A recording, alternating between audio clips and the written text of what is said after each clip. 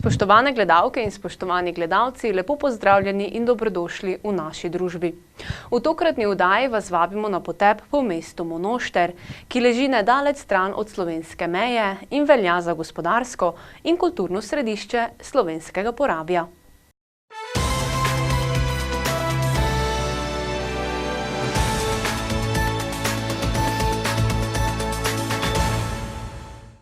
Monošter je tudi učarljiva turistična destinacija zahodnega obmejnega območja sosednje Madžarske.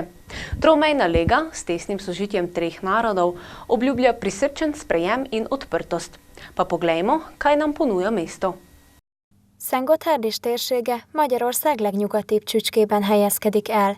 Egészen egyedülálló elhelyezkedése teszi oly különlegessé a várost, hiszen néhány lépéssel elérhető Ausztria és Szlovénia is. Ez a három nemzet szoros együttélése felfedezhető a térség különböző településein. A több mint 8000 lakosú város aktív a közösségi, kulturális és vallási turizmusában is. A helyi fesztiválok és különböző programok erre a legjobb példák. Szentgotthárd mind demográfiailag, mind pedig gazdaságilag, és épp úgy kulturális szempontból is egyaránt húzó ereje ennek a térségnek. Itt, ahol most állunk, például ez a refektórium is ennek az egyik zászlóvivője, hogyha szabad ezt mondanom, hiszen azon túl, hogy házasságkötőteremként funkcionál, mellette rendkívül sok rendezvénynek is otthont ad, legyen szó különböző előadásokról vagy hangversenyekről. Ezek mellett a korábban említett fesztiválok is mind-mind térségi hatóerővel rendelkeznek, de ugyanez elmondható a különböző kisebb városi rendezvényekről, amik a Pannonkapu Kulturális Egyesület szervezésében zajlanak le.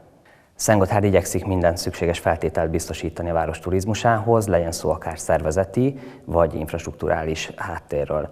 Így van ez a rendezvényturizmus kapcsán is. Itt meg kell említeni a Szerelmesek Fesztiválját és a Szentgotthárdi Történelmi Napok rendezvényt, amelyek egyöntetű vélemény szerintem, hogy Szentgotthárd húzó erejét jelentik a fesztivál szezon kapcsán. Az aktív turizmus is fontos szerepet játszik Szentgotthárd életébe. Itt meg kell említenünk a Szentgotthárdi műfüves labdarúgópályát, ami évről évre egyre több labdarúgó csapatot tud bevonzani a téli időszakba.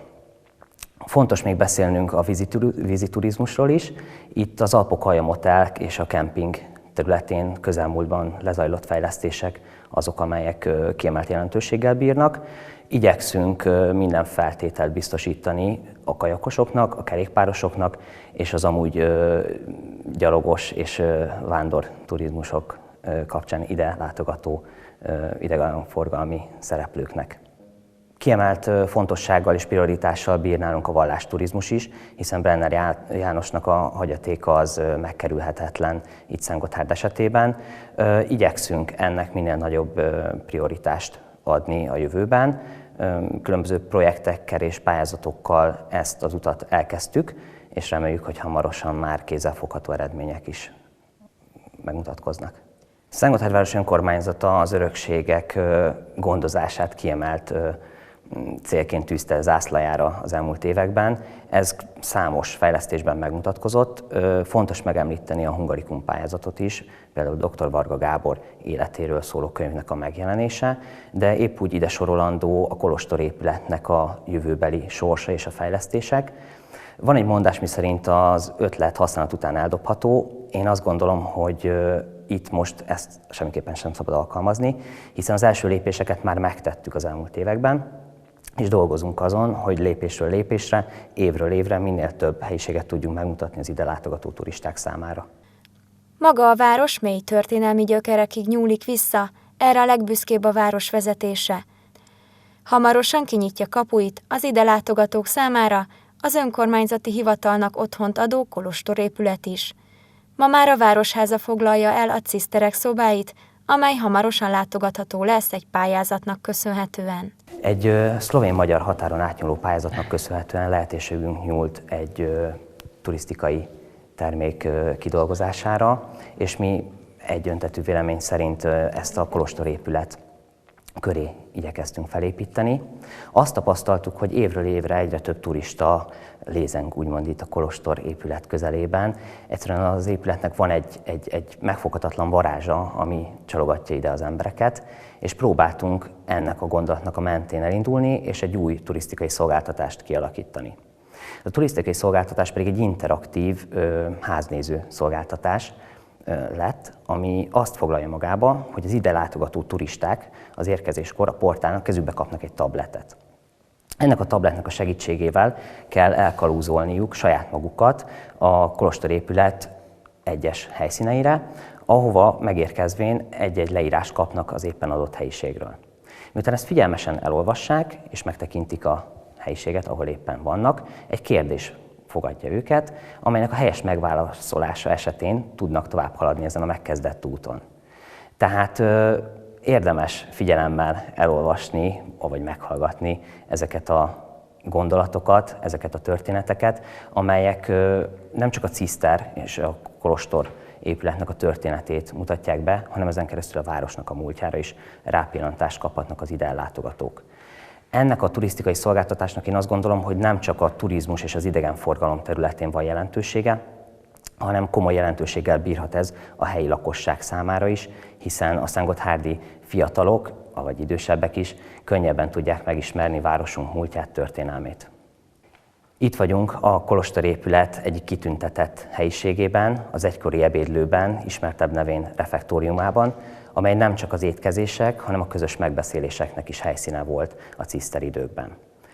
A ciszter kolostorépület berendezéseit, így természetesen faburkolatait is 1745-től kezdődően kezdték el kialakítani, megépíteni, amelynek Kaspar Schretzenmayer, laikus frátermester, asztalos és fafaragó mester volt az élharcosa. Az ő nevéhez nem csak itt a refektóriumban, illetve a kolostorépületben található faburkolatokat kötjük, hanem ugyanígy a szomszédban található templomban található padok és asztaloknak a kialakítása is az ő nevéhez köthető. A faburkolat közelmúltbeli sorsa meglehetősen hányatott képet mutatott. A rendszerváltást megelőzően ezeket leszerelték, és feltehetően felújítás céljából elszállították őket Budapestre. Sajnos erre a felújításra nem került sor, évtizedeken keresztül hánykolódtak ezek a faburkolatok raktárról raktárra, míg nem az utolsó pillanatban egy pályázatnak köszönhetően lehetőségünk nyílt ezeknek a felújítására. A mögöttem látható nyugati oldal, illetve a tőlem balra látható északi oldal azok, amelyek még az eredeti faanyagot tartalmazzák, míg a barokkert felől határos keleti oldal pedig már javarészt újra gyártott elemeket tartalmaz. Ezeket 1910-ben az akkori nagy felújítás során alakították ki. A fejünk fölött látható freskó Matthias Gustner alkotása, címe pedig Szentgotthárd püspök Márián keresztül a Szent Háromság oltalmába ajánlja az apátságot. Ezen a freskón látható Anton Pilgram eredeti terve a kolostorépületről, amelyről tudjuk, hogy csak az egyik szárnya valósult meg, az, amelyben most is állunk. A hivatali dolgozók is fontosnak tartják a város történelmének megőrzését és annak fennmaradását. Ez a hely, ahol most állunk, a ciszter főapáti dolgozószoba, sok minden rejt a múltból, és iránymutatást ad a jövőre való irányokat, határozza talán meg a jelenlegi városvezetésnek is. Talán az egyik legfontosabb kép az, amelyik azt a címet viseli, hogy a szentgotthárdi mintagazdaság bemutatása. Ezen a képen nagyon sok mindent lehet látni, az újonnan felépült templomot, az átépített 1605-ben romba döntött régi templom újjáépítését, de van egy pont a képen, ez egy nagy kiterjedésű kép, viszonylag sötét tónussal, van egy hely a képen, egy kis pont, ahová lesüt a nap, ahova oda világít a napsugár. Ez nem más, mint a Rába-Ketthelyi templom. Kevés olyan város van Európában, Magyarországon, amely 400 év távlatából, vagy amikor Dorfmeister festette ezeket a képeket, több mint 250 év távlatából ilyen előremutatást tud adni, hiszen ide jártak a szentgotthárdiak hitéletet gyakorolni, üzen a jövőnek ez a kép, hogy Szentgotthárd mindig is a térség vallási, kulturális központja volt, a századfordulótól pedig természetesen az ipari és kereskedelmi központ is. De üzen azért is, mert Boldog-Brenner János innen indult utolsó útjára. Hátborzongató belegondolni, hogy több száz év távlatából pontosan arra a pontra festette a napsugarakat Dorfmeister István, ahol ezek az események megtörténtek. Így aztán nekem meggyőződésem, hogy Szentgotthárd történetét és Szentgotthárd jövőjét azt két nagyon stabil lábon kell kezelni. Az egyik azok a feladatok, amelyek kötelező jellegűek. Infrastrukturális beruházások, gazdaságfejlesztés, az intézmények rendben és karbantartása, a városkép javítása. Ezek mind-mind pályázati pénzekből megvalósuló projektek. A másik pedig hát nyilván az, hogy nekünk olyan úton kell gondolkodni, amit tették azt az elődeink is, bebizonyítani azt a körülöttünk élőknek, hogy igenis mi vagyunk a központja, mi vagyunk a vallási, kulturális, gazdasági központja ennek a térségnek. Ezen az úton kell, hogy járjon a város, és megpróbálni olyan pályázatokon részt venni, amelyek erősítik ezt a lokálpatriotizmust és ezt az identitást. Nem megyek nagyon előre, kézzelfogható közelségben van a valamikori ciszterház újjáépítése. Ez egy interaktív bemutató központ lesz, ami azt szolgálja, hogy bemutassuk a múltunkat azoknak az embereknek, akik majd a jövőt építik, elsősorban az ifjúságnak, hiszen meg fog jelenni a szentgotthárdi csata, meg fog jelenni a ciszter örökség, meg fog jelenni az 50-es évekbeli határmenti város arculata, és ezen keresztül természetesen viszik a hírünket szerte az országban. Tehát említettem a ciszterház rekonstrukcióját, az talán az egyik legnagyobb léptékű beruházás. Én nagyon nagy reményeket fűzök a laktanya átépítéséhez. Meggyőződésem, hogy ott olyan munkaerő fog megtelepedni, amely Szentgotthárd és Szentgotthárd környékiparát fogja erősíteni, és itt nem a határon túli iparra gondolok, hanem a Magyarországon működő vállalatokra gondolok elsősorban. A várkert beruházása nem fog megállni, igaz, hogy ez most egy 240 millió forintos nagy projekt, azonban a restaurátoroktól, a templom környékéről, a kolostor épület környékéről és a tájépítészektől, illetve a kertépítéssel foglalkozó szakemberektől kaptunk olyan jelzéseket, hogy érdemes lenne kutatni a jelenlegi várkert területét is, beleértve közvetlen a templom, a kolostorépület és a színház környékével. Nagy valószínűséggel olyan értékes dolgokra tudnánk lelni, természetesen ehhez meg kell szerezni a megfelelő anyagi hozzájárulást, amely tovább öregbíteni Szentgotthárd hírnevét, a történelmi múltja miatti értékét. A titkársági irodából nyílik az egykori apáti fogadószoba, ahol Dorfmeister István jelentős barokk festményeinek másolata látható, ugyanis az eredeti képek 1951-ben a Magyar Nemzeti Galériába kerültek. Kiemelt projektként kezeljük a turizmus fejlesztését itt Szentgotthárdon. Az egyik állomása ennek ez a ciszterkolostor épület, ahol most is vagyunk, ugye jelen pillanatban polgármester úr tárgyalószobája, illetve fogadószoba, ez a helyiség, ami annó a ciszteridőkben apáti dolgozószobaként funkcionált. Most azonban szeretjük megnyitni ezt a látogatók előtt. Szerencsére egyre többen érdeklődnek a város története iránt, úgyhogy örömmel vesszük turistacsoportok, de akár családok jelentkezését is, és örömmel körbevezetjük őket itt az épületben, hiszen azért gazdag múlttal, történelmi múlttal rendelkezik Szentgotthárd. Ennek az épületnek az alapkövét 1740-ben tették le, 6 év alatt készült el ez a kolostorszárny. Amellett, hogy ide várjuk a turistákat, Szentgotthárd még számos látnivalót kínál.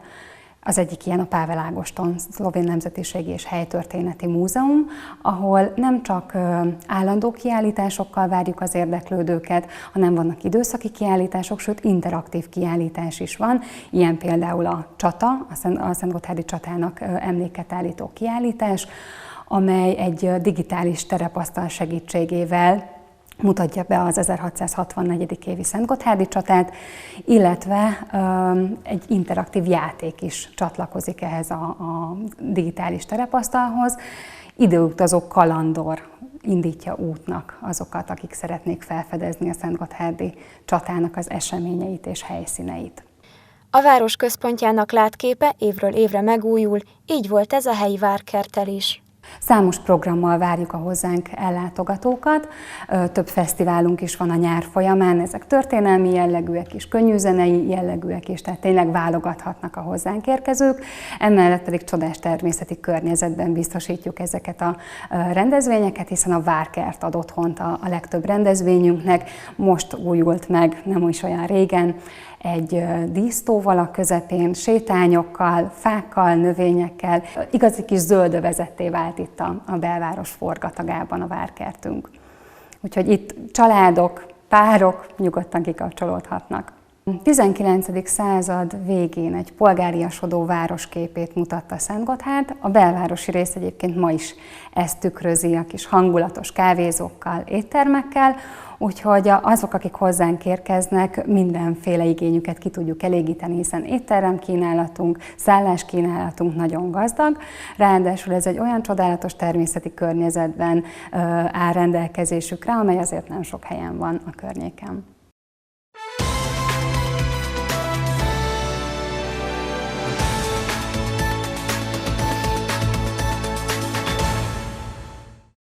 Spoštovani gledalci, zaključujemo današnje potepanje in vas vabimo, da se nam pridružite spet čez 2 tedna.